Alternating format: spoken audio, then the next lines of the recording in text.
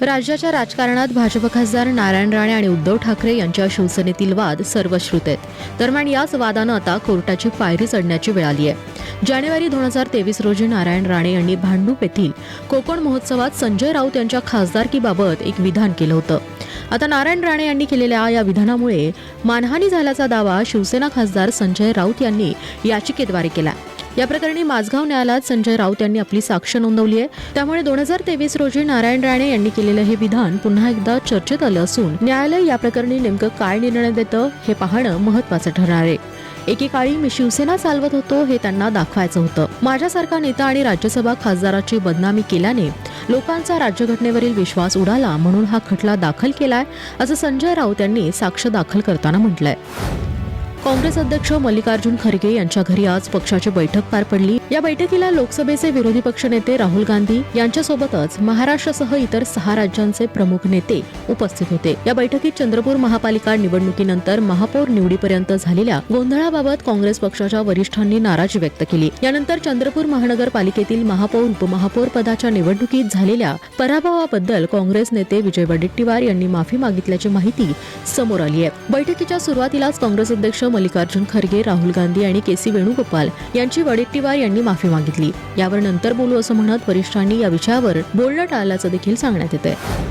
रायगडमधील राजकारण आणखीन तापलंय. रायगडमध्ये स्थानिक स्वराज्य संस्थांच्या निवडणुकीवेळी वेगळी चूल मांडणाऱ्या भाजप, राष्ट्रवादी काँग्रेस, अजित पवार गट आणि शिवसेना शिंदे गटाची महायुती तुटण्याची चिन्ह दिसतात. जिल्हा परिषद निवडणूक पार पडल्यापासून या ठिकाणी आरोप प्रत्यारोप सुरूच आहेत. अशामध्ये भाजप, राष्ट्रवादीला सदस्य फुटायची भीती आहे. त्यामुळेच त्यांनी गोव्याला सदस्य हलवले असल्याचा टोला मंत्री भरत गोगावले यांनी लगावलाय. रायगड जिल्हा परिषदेच्या भाजप आणि राष्ट्रवादीच्या नवनिर्वाचित सदस्यांना गोव्याला पाठवण्यात आलं. यावर बोलताना आम्ही त्यांचे सदस्य उचलू अशी भीती त्यांना असेल असं सांगताना आम्ही एकतरी सदस्य हलवला का असा खोचक प्रश्नरूपी टोला गोगावले यांनी लगावला. यावेळी राष्ट्रवादी भाजप युतीवर बोलताना आम्हाला दूर ठेवलं तर पुढे विधानसभा आणि लोकसभा निवडणुका आहेतच.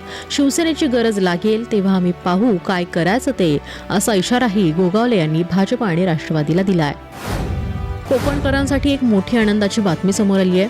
शिमग्याआधी कोकणी माणसासाठी फडणवीस सरकार यांनी मोठा निर्णय घेतला. आता शिमग्याला कोकणात बोटीने जाता येणार आहे. येत्या 1 मार्च पासून समुद्री मार्गे तळ कोकणात जाता येईल. या संदर्भात M2M फेरीचं नियोजन करण्यात आलं असून या प्रवासाचं वेळापत्रकही जाहीर करण्यात येणार आहे. मत्स्य व्यवसाय व बंदरे मंत्री नितेश राणे यांनी या संदर्भात घोषणा देत वेळापत्रकाची घोषणा केली आहे. त्यामुळे शिमग्याला कोकणात जाणाऱ्या कोकणी माणसाला काहीसा दिलासा मिळाला असून हा प्रवास अधिक सुखकर आणि सोयीचा होईल असा दावा सरकारकडून करण्यात आला आहे.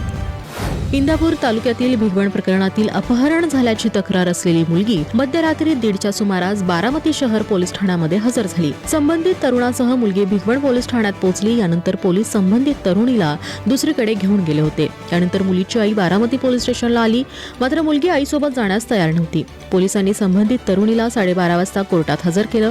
त्यानंतर संबंधित तरुणीची सुधारगृहात रवानगी करण्यात आली, तर मुलाची चौकशी करून निर्णय घेण्यात येणार असल्याची माहिती समोर येते. राज्यातील वातावरणात कमालीचा बदल झाला. राज्यातील अनेक जिल्ह्यांमध्ये उकाडा वाढला असून उन्हाचे चटके जाणवू लागलेत.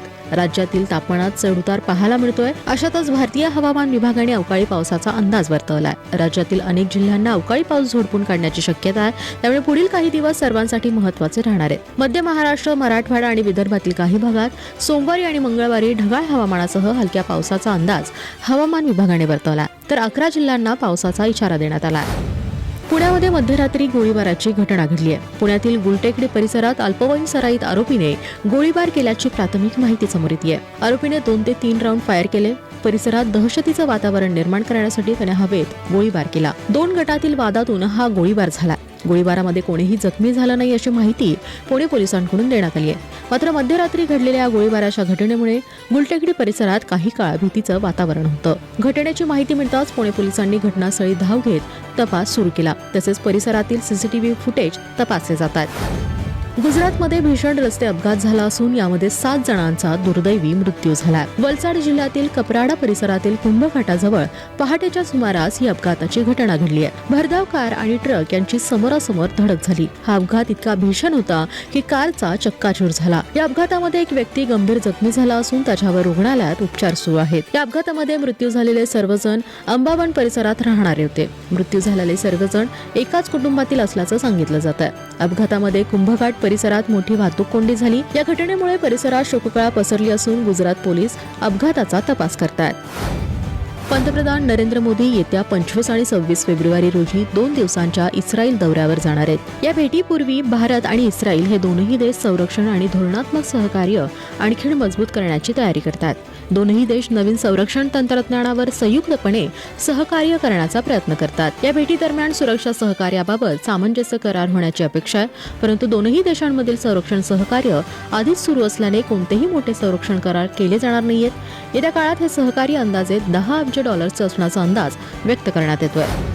भारत बांगलादेश द्विपक्षीय संबंध सुधारण्याच्या दिशेने पहिलं पाऊल उचलत दिल्लीतील बांगलादेश उच्चायुक्तालयातून भारतीय नागरिकांसाठी व्हिसा सेवा पुन्हा सुरू करण्यात आली आहे. या सेवा जवळजवळ 2 महिन्यांपूर्वी निलंबित करण्यात आल्या होत्या. तारिक रहमान यांनी बांगलादेशचे नवीन पंतप्रधान म्हणून पदभार स्वीकारल्यानंतर अवघ्या 3 दिवसात हा निर्णय घेण्यात आला. त्यामुळे बांगलादेश अस्थिर झाल्यापासून दुरावलेल्या संबंधांमधील कटुता कमी करण्यासाठी तारिक रहमान यांनी फक्त बोलून शांत न बसता प्रत्यक्षात कृती करत असल्याचं देखील दिसून येतंय.